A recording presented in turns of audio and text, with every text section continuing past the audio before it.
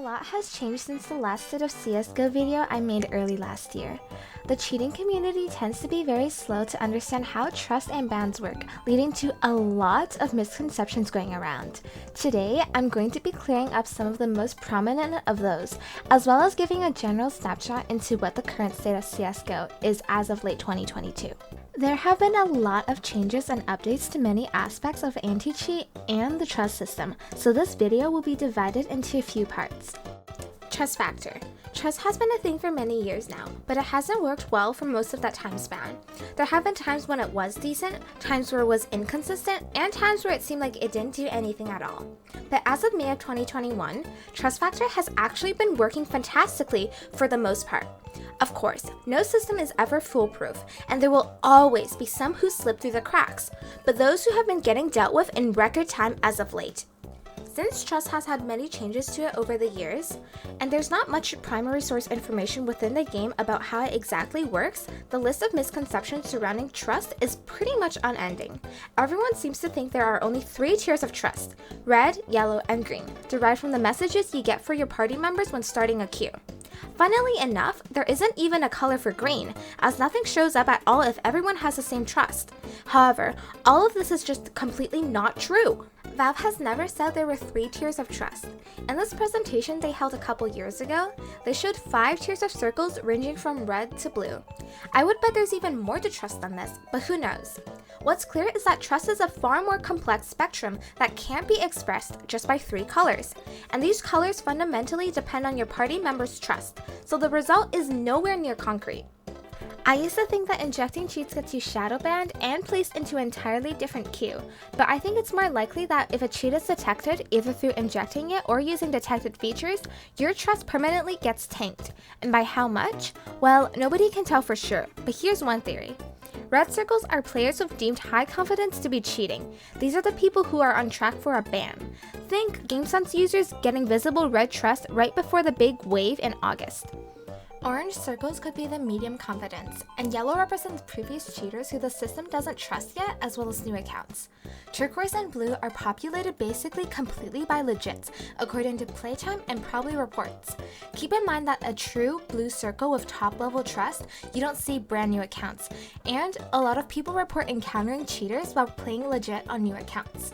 Yellow would be anything from Smurf accounts to genuine new players who have been detected for using things like Skin Changer. If you've been blatantly cheating and setting off feature detections left and right, it'll be a lot harder to go back into trust. And you might never be able to reach turquoise again. But the point is that a yellow trust player, you could absolutely match games into full of legits. In fact, most of your games might not have obvious cheaters or even any at all, but you won't match against turquoise circles very often, and certainly not blue. And this might be why your high trust cheating friend who gets legit games all the time sees no trust message for you. All that tells you is that you're relatively close to them. To put it simply, cheating isn't completely dead, but it's a lot harder to cheat in matchmaking and get away with it. A vastly improved trust system is just one of the obstacles in your way. Misconceptions. I never got red trust. My cheat must not be detected. This means nothing except that you probably aren't queued for an imminent ban. Cheats have been very much detected and lowering trust since of May of 2021, with the update that revolutionized trust. Long before GameSense users got the red trust waves starting in July of this year, the cheat was penalizing their trust factors.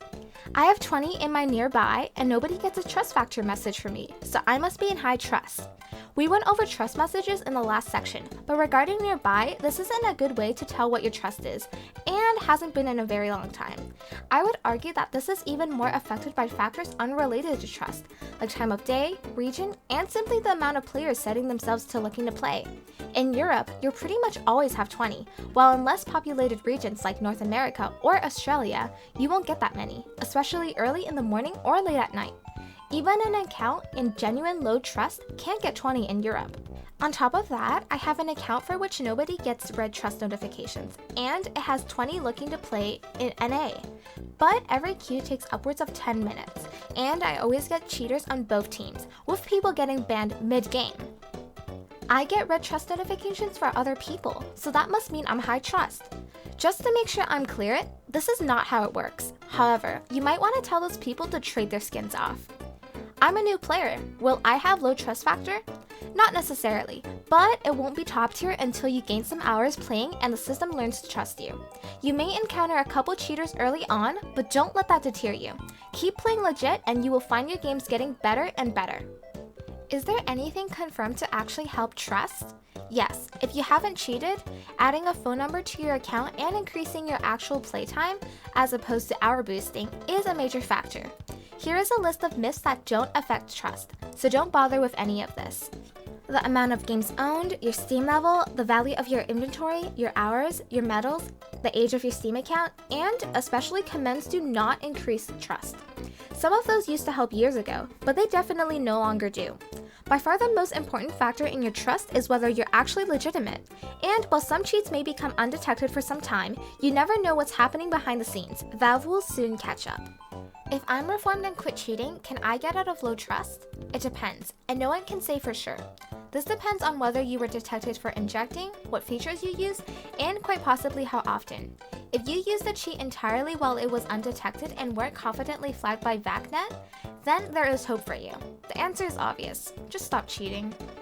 Reports. For a long time, it felt like reporting in CSGO was as effective as trying to fish in a puddle.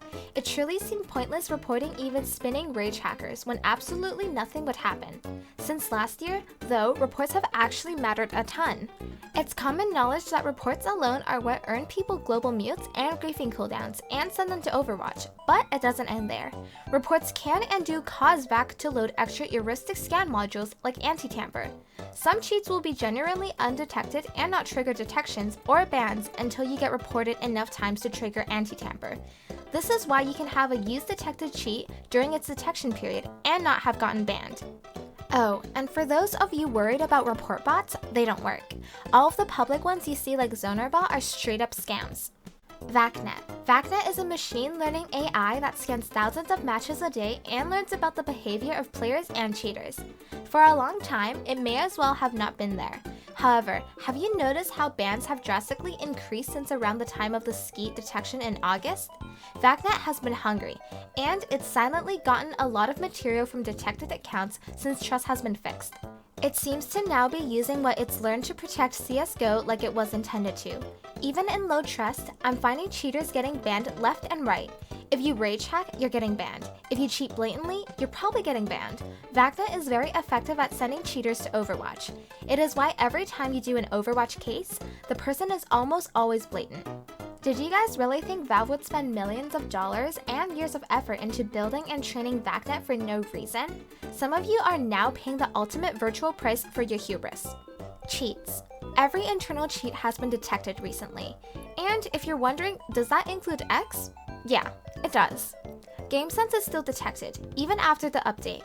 Novaline? Well, it's been detected. It was one of the first cheats to send people to Overwatch. It's been unsafe for a very long time. Why start being safe now? Fantasy.cat is not safe. Please don't waste your money. The only cheat that seems to be undetected right now is Inuria.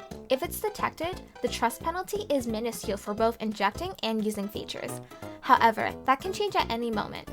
Although it is true that Inuria was the first cheat to bypass the red trust ban waves, it's just unlikely that an old public internal cheat with a poor detection history, which has never really been the best option in its class, just the cheapest, would stand out amongst all the other cheats as the only undetected internal on the market, especially with the inherent limitations that apply to all internals. Well, I wouldn't bet my account on it. Boosting. For at least 2 years now, cheaters have been XP boosting by queuing in the Flying Scoutsman mode with their ults and feeding themselves kills for XP. They all use a Lua, which makes this process completely automated, and will kick anyone who joins the server. Boosters use a public VAC bypass, which is very detected, to run multiple instances of the game. Anyway, yes, boosting bans are still a thing. They're less noticeable now due to the actual cheat bans, but they are still being applied, and in no consistent order. You could have a red medal in June and not be banned, and others who are only on tier 3 get hit. We've seen both manual and automatic boosting bans. A prominent example of the latter would be CSMIT's boosting service. It is possible that sandboxing had something to do with it, but with the current climate, you'd have to be an idiot to risk an account you care about right now. Don't boost. Conclusion: the situation seemed hopeless, but the tide has finally turned.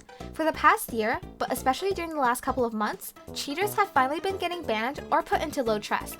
And it seems after years of sitting idly by and doing seemingly nothing, Valve has come back with a vengeance. Most of the rich cheaters who never get banned are actually banned now, or quit cheating entirely. The era when cheaters ran matchmaking with no fear of getting banned is well past over, and now we can only look forward towards a cleaner future for CS.